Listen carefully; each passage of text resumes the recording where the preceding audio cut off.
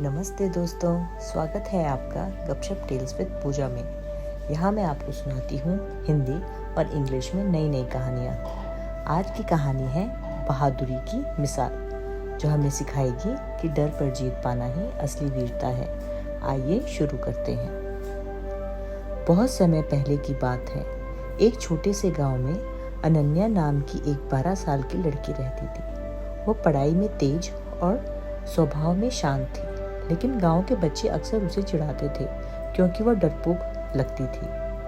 गांव के पास एक घना जंगल था और वहां कोई कहता था कि वहां जाना खतरनाक है। लोग कहते थे कि वहां जंगली जानवर और रहस्यमयी आवाजें आती हैं। एक दिन गांव में हंगामा मच गया। अनन्या की छोटी बहन छाविया खेलते खेलते जंगल की ओर निकल गई। सब लोग डर के कारण अंदर जाने की हिम्मत नहीं कर पाए। बच्चे रोने लगे और बड़े लोग सोच में पड़ गए कि अब क्या करें। तभी अनन्या आगे बढ़ी और बोली, अगर मेरी बहन वहाँ है तो मुझे ही उसके पास जाना होगा।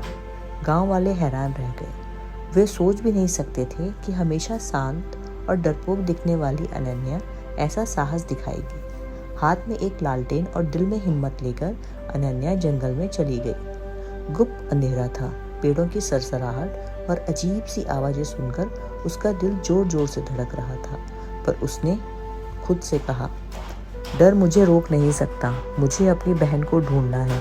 वह धीरे धीरे आगे बढ़ गई। अचानक उसे छाविया के रोने की आवाज आई। आवाज की दिशा में जाकर उसने देखा, छाविया एक झाड़ी में फंसी हुई थी। पास ही एक जंगली कुत्ता गुर्रा रहा था। अनन्या कांप गई, लेकिन उसने पत्थर उठाया और जोर से आवाज दी। लालटेन को हवा में लटकाकर वह चिल्लाई, दूर हट जा, यहाँ से भाग जा। उसकी आवाज में इतना आत्मविश्वास था कि कुत्ता डरकर भाग गया। अनन्या ने झटपट बहन को बाहर निकाला और उसे गले से लगा लिया। जब दोनों बहनें गांव लौटी, सब लोग उनकी बहादुरी देखकर दंग रह गए। बुजुर्ग बोले, बहादुरी का मतलब डर न होना ही नहीं, बहादुरी का मतलब है डर पर जीत पाना। उसी दिन से अनन्या गांव की नज़रों में सिर्फ एक साधारण लड़की नहीं, बल्कि एक नायिका बन गई। तो दोस्तों, यह थी बहादुरी की मिसाल।